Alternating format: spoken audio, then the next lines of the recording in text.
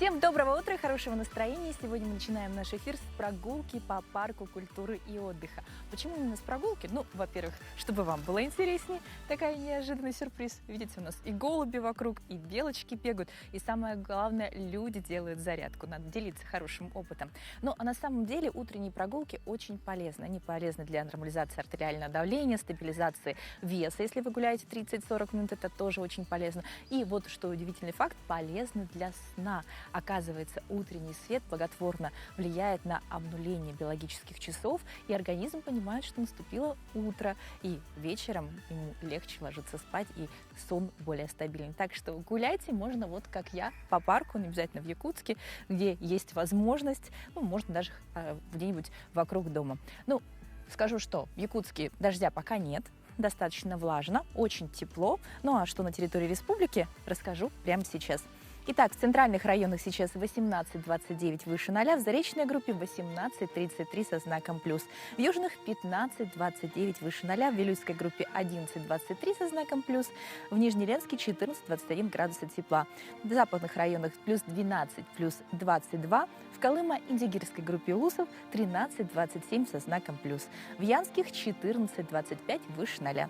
На северо-западе плюс 5, плюс 27 градусов. В столице сегодня в 6 утра температура составила 19 градусов тепла, атмосферное давление 744 миллиметра ртутного столба. Штиль, сегодня днем небольшой кратковременный дождь, возможно гроза, ветер юго-восточный 4-9 метров в секунду, при грозе порывы 9-14 метров в секунду. Температура, все еще летняя, 28-30 градусов тепла. Так что, если будете планировать прогулку, не забывайте дождик. Мало ли, вдруг он нагрянет неожиданно. Ну, а прямо сейчас переходим к последним новостям.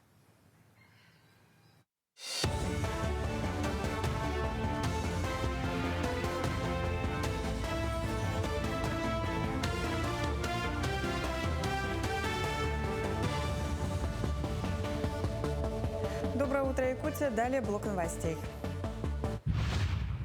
В Якутии единое пособие получают более 67 тысяч детей, около 2 тысяч беременных женщин. При этом правила назначения выплаты обновились. С 21 июля расширен перечень уважительных причин для отсутствия заработка. Теперь учитывается уход за близкими родственниками, имеющими инвалидность или достигшими 80 лет. Также соцфонд усилил контроль за фактическим местом проживания заявителей. При несовпадении с пропиской адрес нужно будет подтвердить документально. Для разъяснения новых правил 22 июля в регионе проводится день консультаций. Ассоциация ветеранов СВО организовала раздачу свежих фруктов и овощей семьям бойцов. Спонсором этой благотворительной инициативы выступили представители узбекской диаспоры. Волонтеры лично посетили около 200 адресов, чтобы вручить полезные наборы. Ранее аналогичная акция по поддержке близких защитников уже проходила 1 июля. Организаторы планируют регулярно продолжать эту добрую традицию в будущем. У нас очень много военнослужащих, которые вернулись с поля боя ранеными, инвалидами. Есть люди, которые маломобильные. Ну и вообще боевое братство, оно такое, что мы должны друг друга просто поддержать. Даже если просто человек в отпуск приехал, неплохо, когда ты просто приехал к нему домой, посидел, поговорил, узнал что-то как. Это называется поддержка. В Верхневилюйском Улусе Центр для пожилых людей «Сергех» провел для своих подопечных мастер-класс по сыроварению. Центр, работающий при клиентской службе соцфонда, уже второй год объединяет около 100 жителей старшего поколения. На очередном занятии местный предприниматель Александра Наговицына обучила участников изготовлению моцареллы и других изысканных сыров из местного молока. Проект направлен на поддержку активного долголетия и популяризацию сельской жизни через освоение новых полезных навыков.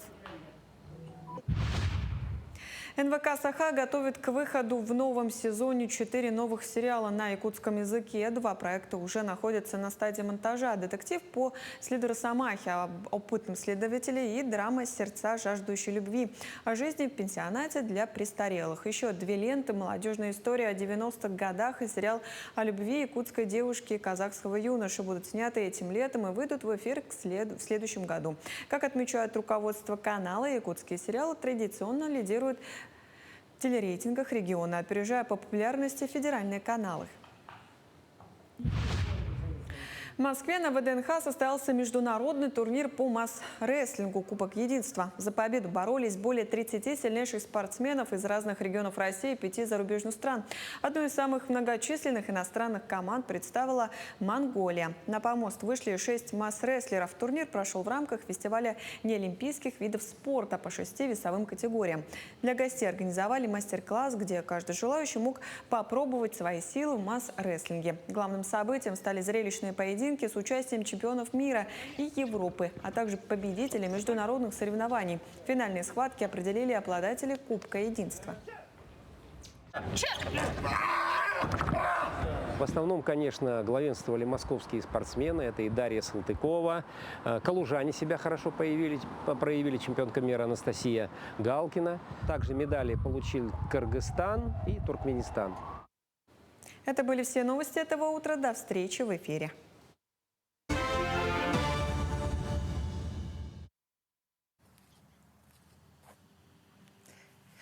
Потянулись. Ой, к солнышку. Хорошо, солнышко вышло. Наклонились. Раз, два. Я даже сегодня в кроссовках специально, чтобы можно было наконец-то что-то поделать. В студии не очень удобно повторять за нашим тренером, а вот на открытом воздухе здорово. Поэтому давайте прямо сейчас посмотрим нашу утреннюю зарядку и вместе сделаем разминку.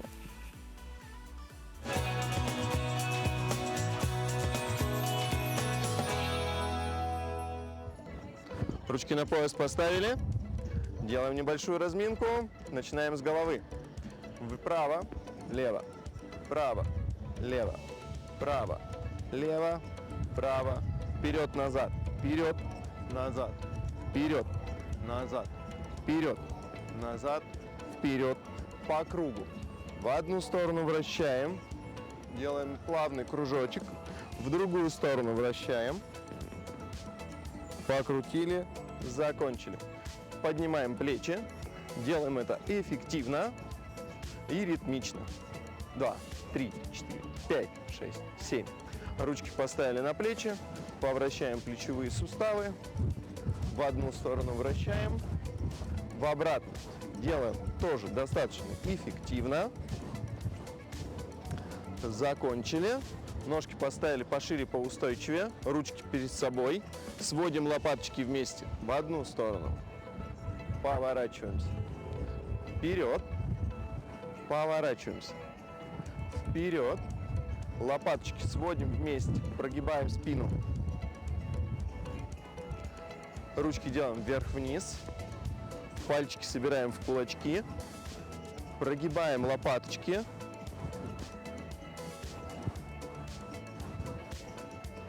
Один локоть завели за спину, второй рукой взялись за локоть, потянули локоть за спину, растягиваем суставчики, дышим обязательно, поменяли ручки, закинули ручку за спину, потянули себя за локоть, растягиваем, дышим, думаем о хорошем, расслабились. Ручки поставили в сторону. Тянемся из стороны в сторону. Центр тяжести оставляем на одном месте.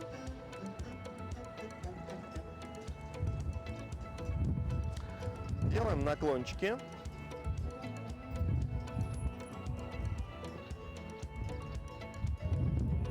В одну сторону, в другую, по 2 раза. Вперед-назад.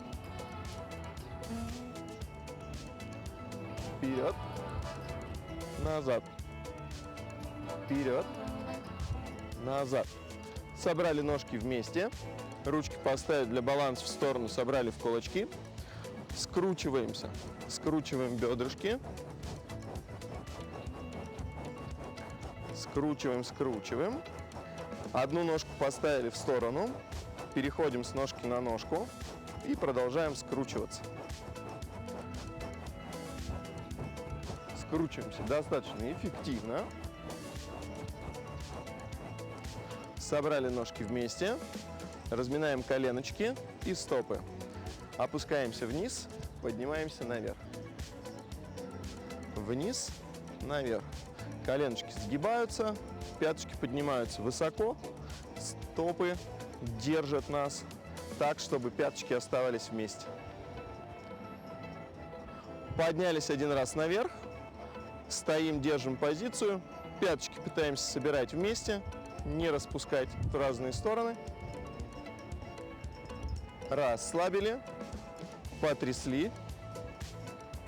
Прокатываем стопы вперед-назад. Ручки держим на поясе. Не позволяем себе расслабляться. Раскачиваем стопы. И поворачивали. Ручки сложили вместе. Стопу поставили на носочек. Поворачивали в одну сторону. Поменяли ножку. Поворачивали в обратную сторону. Закончили. Всем спасибо. Ну, создается такое ощущение настоящей природы. Ну, конечно, лес небольшой, но все равно. И неудивительно, что мы сегодня здесь собрались. Ведь сегодня, ладно, Всемирный день китов, дельфинов, пусть мы их здесь не увидим. Но самое главное, сегодня день дачника. Так что я всех поздравляю с этим праздником. И сегодня прям нужно быть ближе к земле. Ну, а прямо сейчас расскажем, какими еще знаменательными датами и событиями интересна сегодняшняя дата.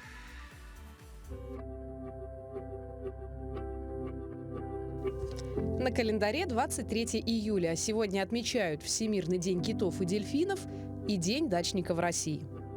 По народному календарю в этот день православная церковь отмечает память преподобного Антония Печерского, основателя Киево-Печерской лавры и покровителя всех русских монахов. На Руси в Антониев день особое значение придавали грому. Если именины святителя приходились на среду или пятницу и в этот день раздавались грозовые раскаты, это обещало хороший улов рыбы. Если гром на Антония был резким, ждали тихого дождя, а если гулким, готовились к ливню. Отмечали также День ряски – растения, маленькие листья которого часто можно увидеть на поверхности реки. Считалось, что в местах скопления ряски водятся русалки. «Дождь ряску растит, а водяные девы рвут», – говорили люди. На Антония ряску собирали с воды вилами, наполняли ею корзины и несли на скотный двор, где скармливали птицам.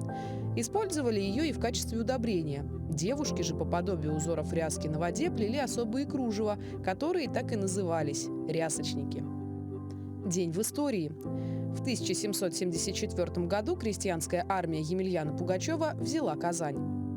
В 1881 году в Льеже учреждена Международная федерация гимнастики. В 1952 году в Египте произошел военный переворот.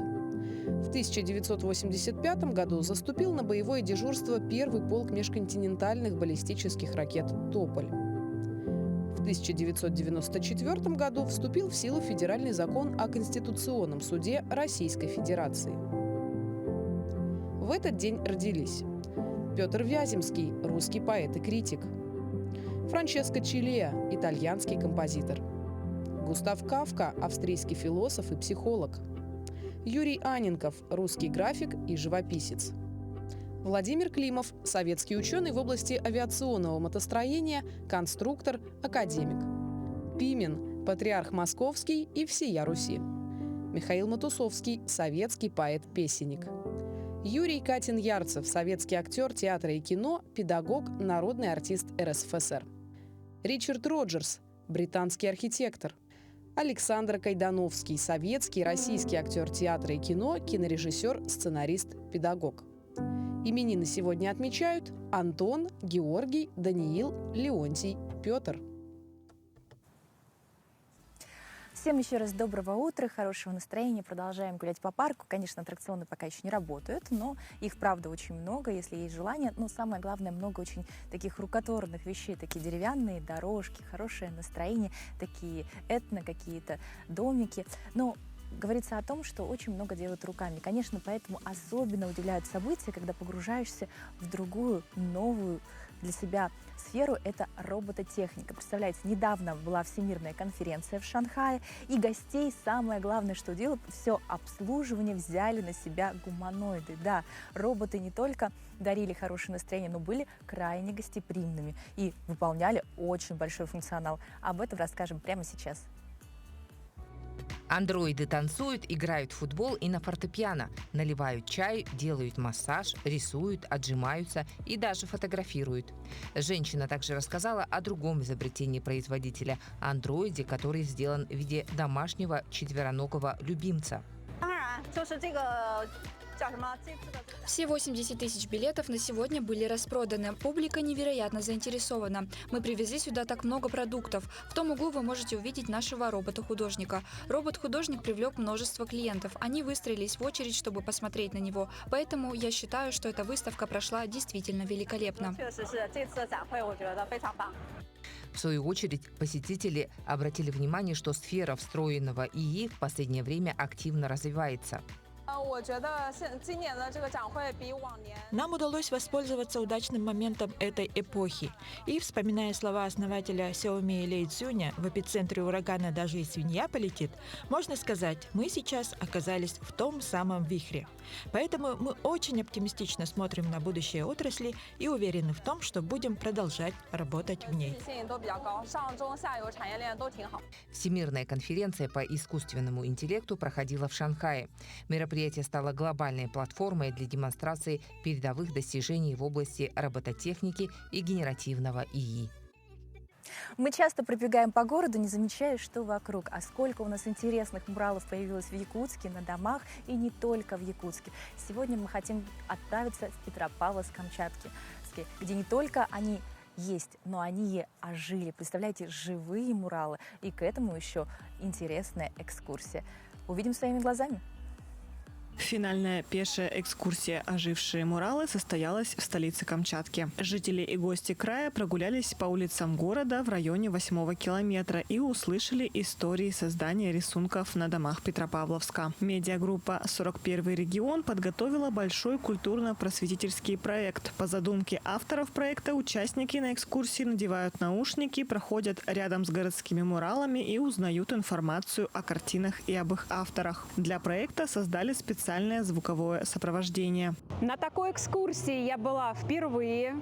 Очень интересно, познавательно, прям необычно. Мы очень удивлены, что в нашем городе можно попасть на такую экскурсию, а то действительно никакой информации про муралов не было. Теперь мы просветились. Мы камчедалы, мы здесь родились, у нас семьи по 300 лет уже здесь живут. Местные у нас итальмены. Вот. И поэтому мы, когда услышали, что в нашем красивейшем городе, красивом, есть такие экскурсии, мы очень обрадовались, потому что мы здесь учились, получили образование, здесь отработали почти по 50 лет. Поэтому я хочу сказать, если такую экскурсию еще будут кто-то делать, обязательно соглашайтесь. Отличная организация, замечательные люди, которые это все организовывают, и замечательная команда была, которая с нами. И маленькие, и взрослые, и мы, бабушки. После завершения прогулки все участники получили подарки – открытки и футболки с изображением камчатских муралов. Напомним, в Петропавловске-Камчатском насчитывается порядка 130 муралов благодаря фестивалю «Авача Стрит Арт». Он проходит каждое лето с 2020 года. Ожившие муралы – это еще и видеоролики, аудиопрограммы, а также сувениры. Проект реализуется медиагруппой «41 регион» при поддержке Президентского фонда культурных инициатив и администрации Петропавловска-Камчатского. Так хочется погрузиться в национальную культуру. Вот смотришь на муралы, они все такие разные, в разных регионах. И хочется вот такой идентичности и в одежде. Но мы уже все знаем, что такое стиль боха, что такое боха именно в национальном стиле. Но вот как его можно дополнить, как его можно сочетать, и подробнее расскажем в нашей постоянной рубрике.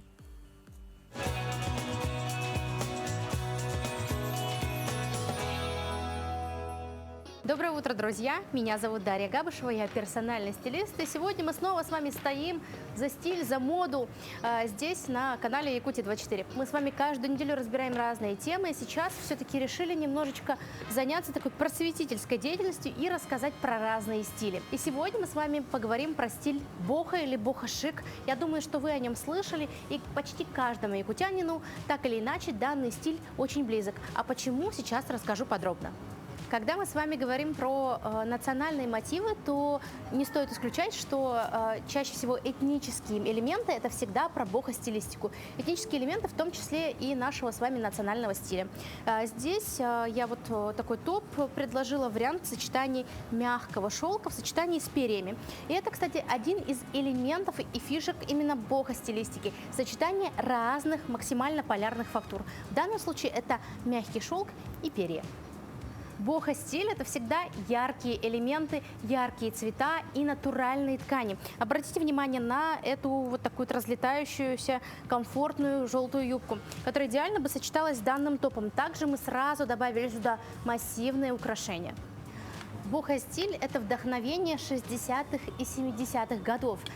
Бохо-стиль пришел к нам от хиппи и богемы. И, соответственно, мы видим как результат очень нарядные и очень комфортные вещи одновременно. Здесь у нас такой жилет. Обратите внимание на эти яркие, очень такие запоминающиеся пуговицы. Плотный материал, в то же время, который здорово будет смотреться, например, в современном стиле. Я бы рекомендовала сочетать такой жилет, например, с джинсами и сапогами казаки. Как лучше всего подбирать вещи в стиле бохо? Я думаю, что идеальный вариант – это вдохновляться природой. Если вы обратите внимание на природу, то все цвета и оттенки идеально подходят для этого стиля.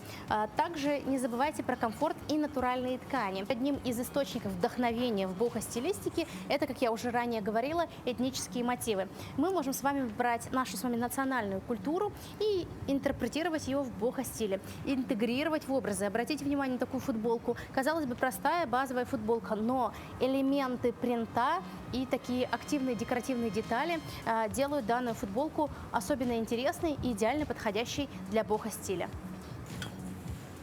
Когда мы говорим про бохо, конечно, в первую очередь вспоминаются рюши. И, безусловно, это один из главных ведущих элементов бохо-стилистики.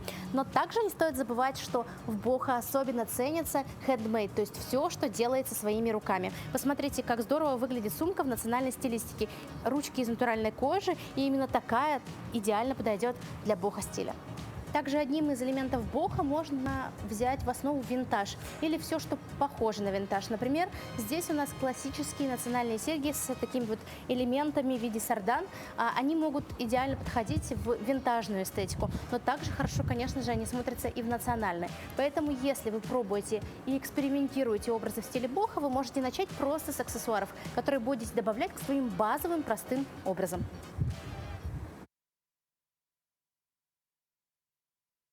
Утро, хорошего настроения. Мы вот добрались до зоопарка. Наталья, доброе утро. Доброе утро.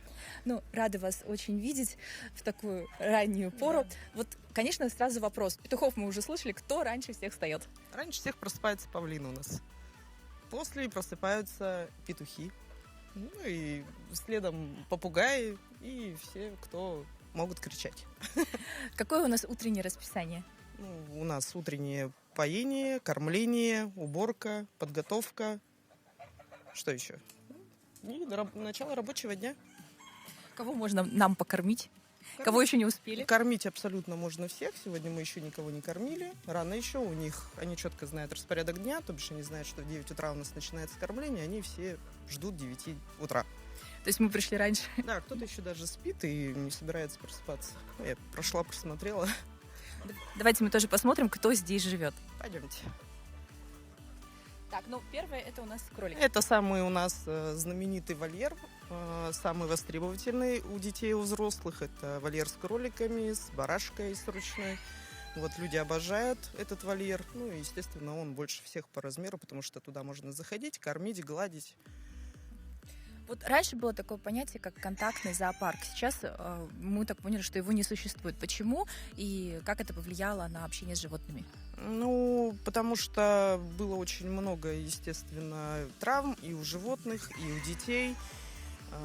На фоне этого этот вид деятельности стал лицензированный. И практически контактных животных убрали. Осталось где-то 10%, кому можно погладить, кому можно зайти. Это козочки, кролики, куры, ну, самые безопасные. Вот. Ну и для животных, конечно, это тоже прекрасно, потому что нету лишних травм, никто не хватает на руки, как это бывало раньше. Что я думаю, что все было принято правильно для безопасности людей, животных. Кто самый экзотический живет у вас? экзотические, но у нас есть попугаи ара, обезьяны, которые сейчас еще спят, к сожалению, выходить не собираются, страусы эму тоже, сурикаты. Это наш родоначальник. Мы открылись 9,5 лет назад и привезли 2 маленьких слепых енотов, выкармливали их сами. Ну, вот, к сожалению, дама нас покинула в этом году по старости, вот, а самец у нас остался. Ну, вот это как самый старый член этого зоопарка. Как вот выживают, переносят, скажем, наше лето такие экзотические животные? Лето хорошо переносит, потому что лето у нас жаркое, это как раз допустимый и хороший вариант для их содержания. А вот касается зимы, то, конечно, мы уже ставим искусственное освещение, ультрафиолет, лампы нагревания. А летом все прекрасно у них.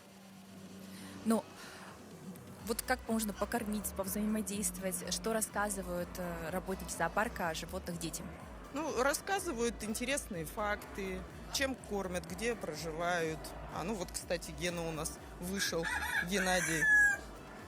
Вот, они все, в принципе, у них у каждого свой рацион, но в виде лакомства у них у всех яблоко, морковка, лист салата.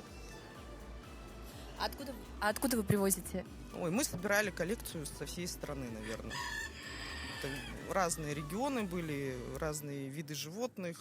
Все это перевозили. Все это привозили, обучались, набирали информации по кормлению, содержанию, чтобы всем было комфортно. А вот кто-то есть, кто родился уже в Якутии?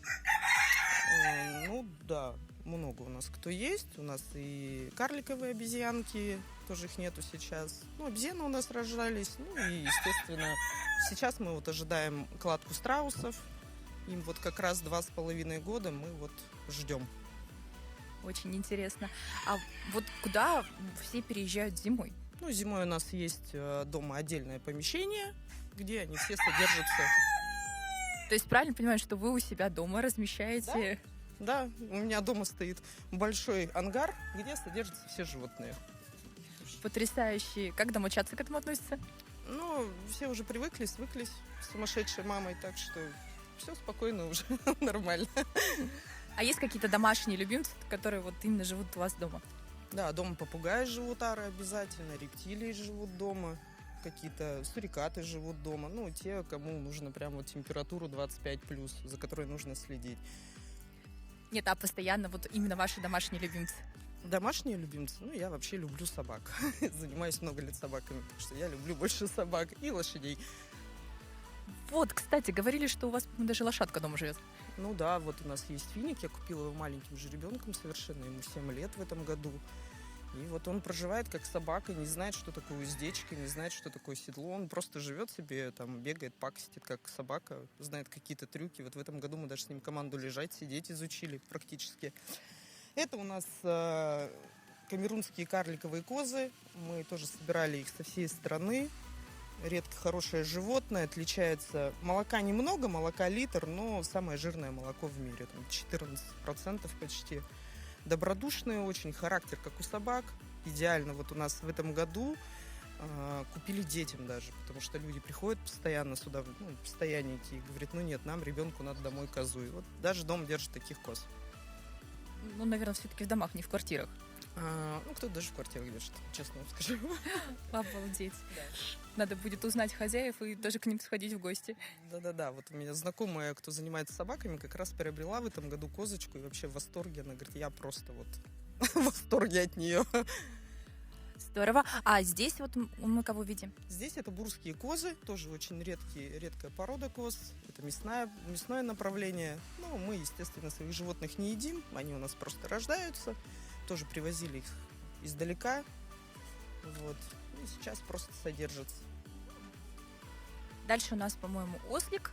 А какие-нибудь, если разучивали уже с лошадью, это просто невероятно, что команду лежать, сидеть. Что-нибудь показать можем? Сейчас посмотрим, как настроение утреннее будет. Василиса у нас вообще приехала с города Новосибирска. Тоже маленькая приехала совсем.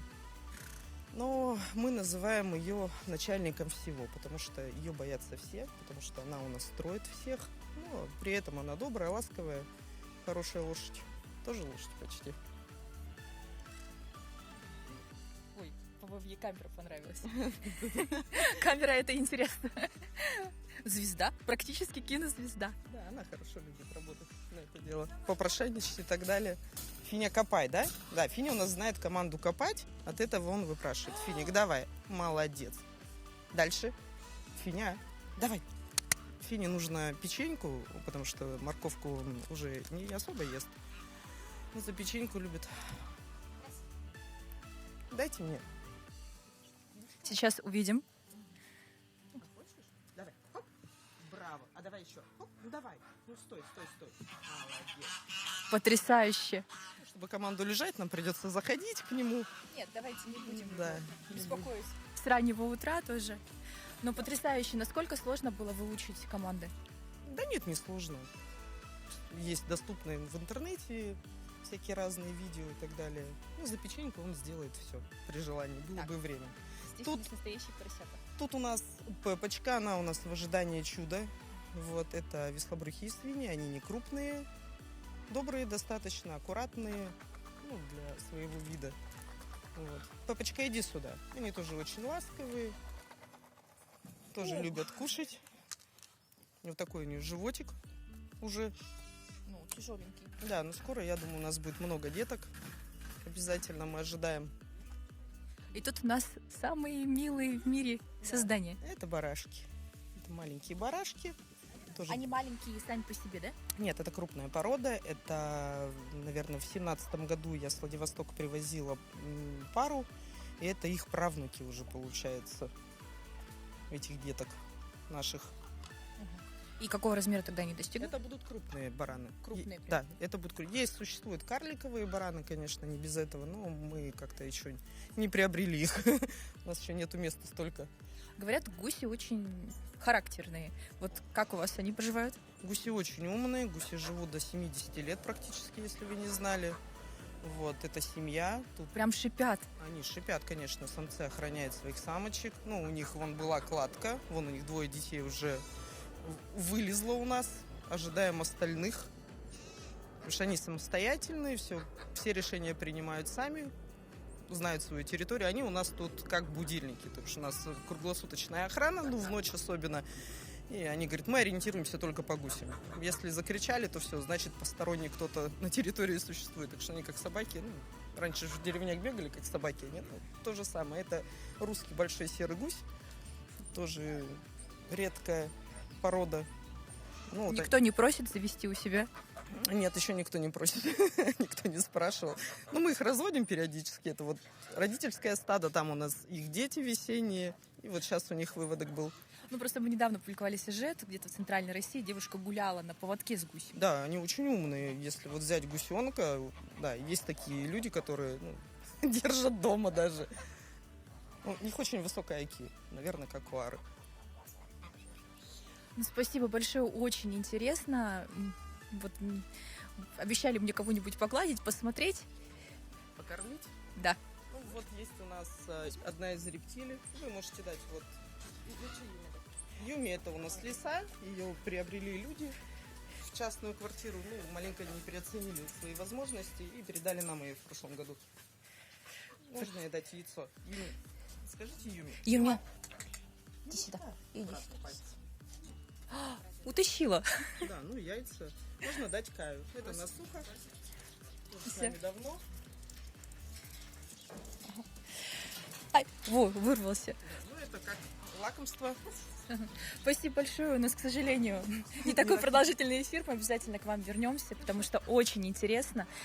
И успехов в разведении. Конечно, мы очень рады, что такой замечательный зоопарк в таком прекрасном месте с возможностью детям познакомиться же, во-первых. Да, конечно, детям очень интересно, потому что городские дети в принципе не могут отличить гуся от утки или там курицу от утки, кролика от чего-то там или барашку от козлика. Я думаю, это очень полезно.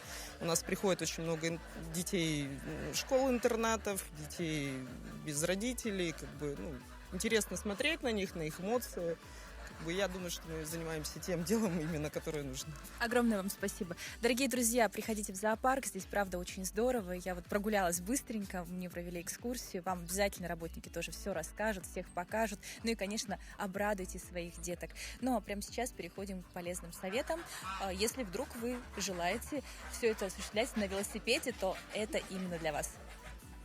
Доброе утро! Мы находимся на стартовой поляне, на которой будет происходить официальное первое построение, брифинг, и отсюда именно будет дан старт велопробегу. Ну, и теперь нам важно провести базовое техобслуживание, подготовку велосипеда к этому серьезному 4-дневному маршруту. И начинается оно, конечно же, со смазки цепи. Цепь – это, так сказать, основная деталь трансмиссии велосипеда, которая позволит вам без проблем ездить по разным условиям дорожным, применяя передачи пониженную, повышенную и так далее. Перед смазкой цепь необходимо очистить. А в походных условиях это можно сделать просто тряпочкой, хотя на самом деле существуют машинки для чистки цепи, существуют методики промывки цепи в керосине, кипячения ее и так далее.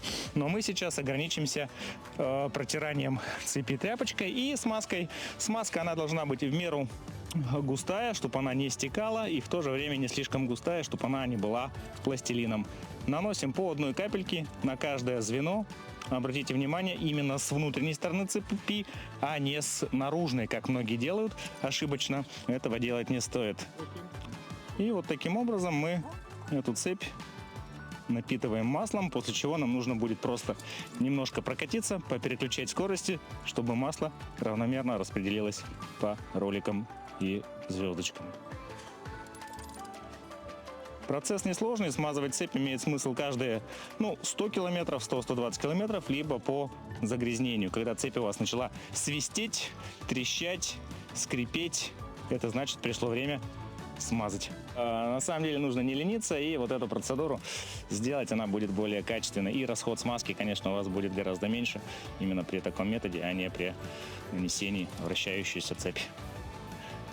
Выбирайте масло с ароматом сирени. Это позволит не только хорошо смазать цепь, но и наслаждаться приятным запахом во время поездки. Вот смотрите, даже на глазах у нас пропадает свист, если вы слышали в начале съемки. Сейчас мы немножко разработаем его, попереключаемся, и будет прекрасно. В принципе, базовое обслуживание на этом завершено, потому что при сборке мы проверяем, как работает переключатель, прокатившись, проверяем давление в колесах, высоту сиденья, тормоза. Сейчас, кстати, на этом велосипеде мы настроим немножечко передний тормоз. И в целом можно отправляться. До старта у нас еще почти 2 часа. Я думаю, мы успеем привести велосипеды и себя в порядок. Спасибо большое, Евгений. Потрясающий, получается, сюжет и потрясающие всегда велопробеги. Вот кто-то об этом только мечтает, а кто-то воплощает действительность. И сейчас мы с вами отправимся в Краснодарский край, где человек не просто мечтает, а делает своими руками и доказывает, что если есть руки, если есть мечта и стремление, даже обычный диван может отправиться в путешествие. Ого, она еще быстрая такая! Это кажется так. Страшненько, да, чуть-чуть? Изобретатель с ветерком катается по улице на собственном транспорте будущего и устраивает тест-драйв для желающих. Очень-очень понравилось. Вообще очень быстро оказалось, очень резво и прям и удобно на диванчике сидишь вообще так. Можно так в будущем все машины будут делать. Самоходный диван выполняет сразу 2 функции. Это и удобное средство передвижения, и развлекательная станция. Содержит столик, этим же столиком крышкой осуществляется поворот. А вот если открыть, можно садиться удобно. И доступ к внутренностям вот такой быстрый, легкий. Здесь электронное устройство, он радиоуправляемый, может ездить сам с пульта управления. По словам инженера, самое сложное в создании таких проектов – не придумать идею, а воплотить ее в металле. Несколько лет назад мужчина был фермером, однако из-за проблем со здоровьем оставил хозяйство и полностью посвятил себя инженерии.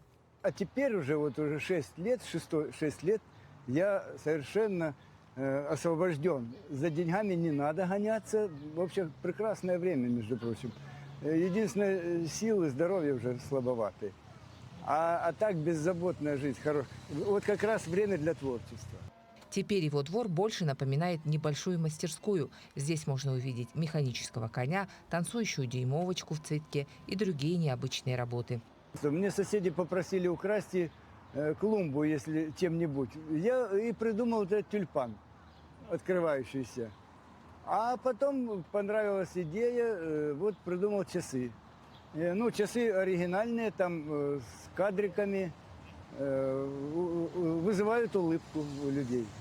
В 2009 году инженер построил на своем участке копию Спасской башни высотой 14 метров с 3 циферблатами, настроенными на московское время. И это далеко не все его изобретения.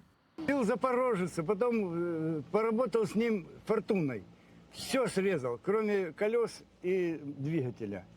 Вот, и все заново, так сказать, спроектировал, сделал. Вот руль спортивный такой, специальный, квадратный.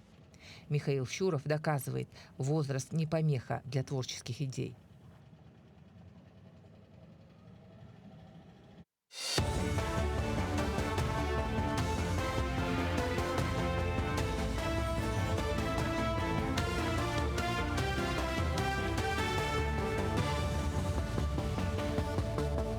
Доброе утро, Якутия. Далее блок новостей.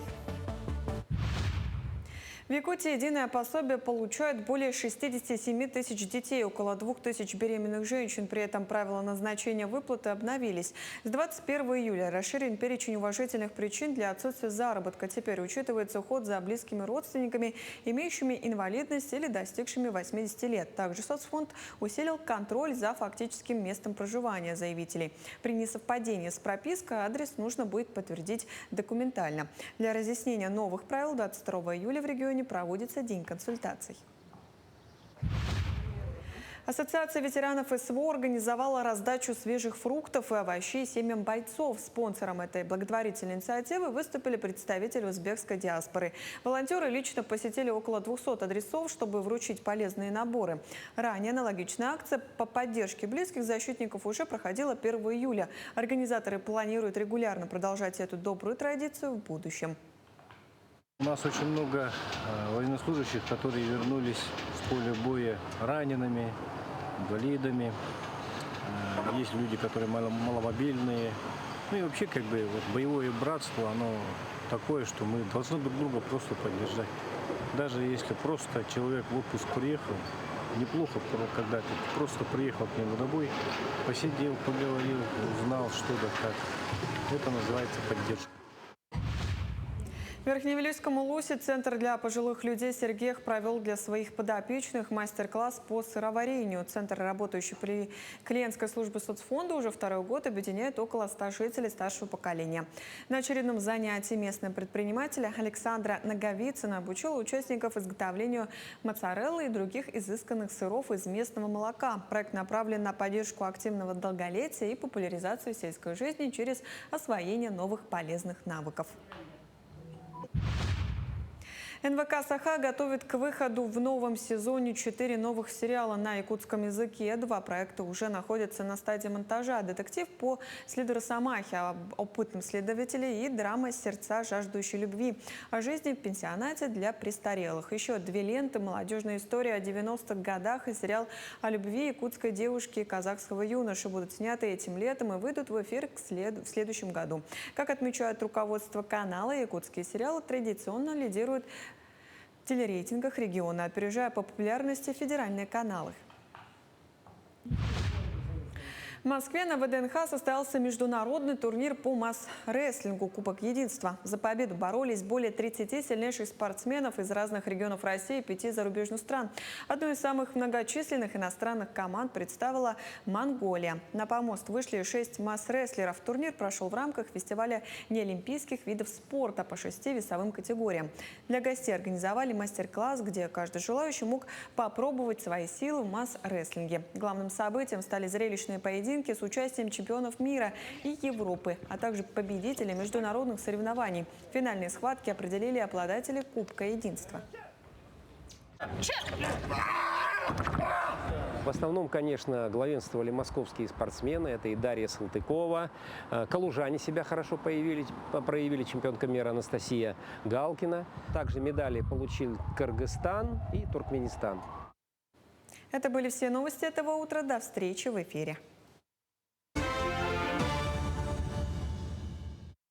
Всем доброе утро. Мы продолжаем нашу прогулку в парке. И здорово, что у нас всегда хорошая компания. Сегодня у нас в компании Евгений, писатель, творческий человек, саксофонист и просто потрясающий собеседник. Доброе утро. Доброе утро. Евгений, ну, конечно, сразу хочется спросить. Вот меня вдохновляет, на самом деле, утренние прогулки, солнце, люди, которые занимаются спортом. Что вдохновляет вас на такое глобальное творчество? Это хороший вопрос. На глобальное творчество меня вдохновляют люди и их история. Скажем так, я очень люблю общаться с людьми, узнавать что-то новое, и вот как раз этот опыт, пережитый кем-то, я его впитываю, и иногда он становится хорошей основой для творчества. Вот всегда говорят, что писать — это очень сложно, такой кропотливый процесс. Там есть даже целые книги, как стать писателем. Как к этому пришли вы? Хороший вопрос. Я пришел к этому, можно сказать, случайно. Я очень люблю читать, и читал в детстве прям много книжек и улетал в этих историях. И в какой-то момент я помог в качестве главного редактора Оскару Хартману, и мы выпустили книжку «Просто делай, делай просто». И вот это стал мой дебют, это стал супер-бестселлер, лонгселлер, топ-300 продаж России за 6 лет. И с этого начался мой главный редакторский и писательский путь. Поэтому вот. Какой бы уникальный совет вы сегодня дали утром в такую рань всем, кто хочет найти свой талант, даже свое призвание, так скажем, и сделать это прям делом жизни? Пробовать, действовать, не бояться, просто делать. Ну, прям девиз по жизни. Да. Тогда вот ваша любимая книга и, конечно, ваша любимая музыкальная композиция. У меня много любимых книг, но давайте так. Наверное, конечно, я люблю очень Булгакова, «Мастер и Маргарита». Я много раз читал, наверное, первый раз в 11 лет прочел. А так, одну книгу, если мне сказать, выбрать, это очень сложно. Ну, я постарался. А любимая композиция, я же прям... Это очень сложно. Я гурман в музыке, и поэтому здесь вообще сложно. Это все зависит от настроения. Но я всех призываю вот не ограничивать себя в чем-то одном, а все время расширять, пробовать новое, и вполне возможно. Из музыкальных инструментов что попробовали помимо саксофона? Гитара, но там я не преуспел, а вот саксофон прям хорошо зашел.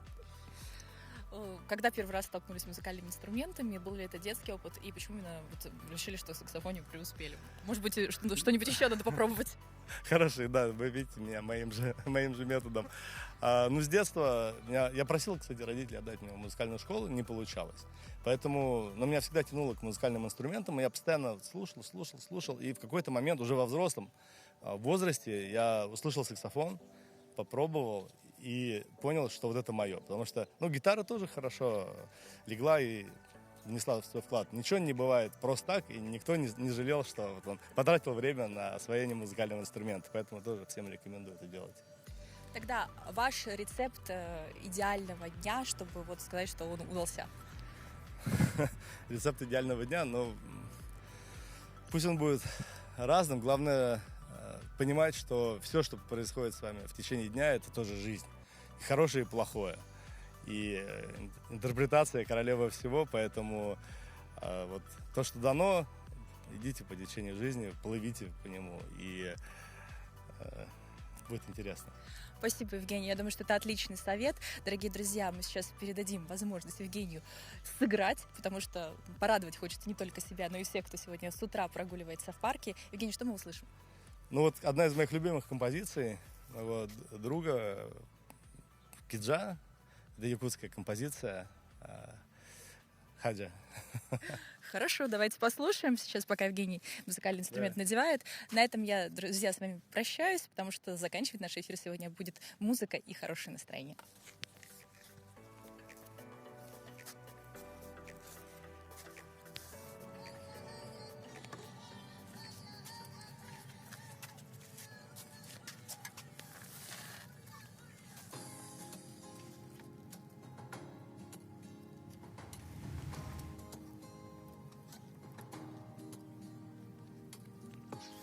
Thank you.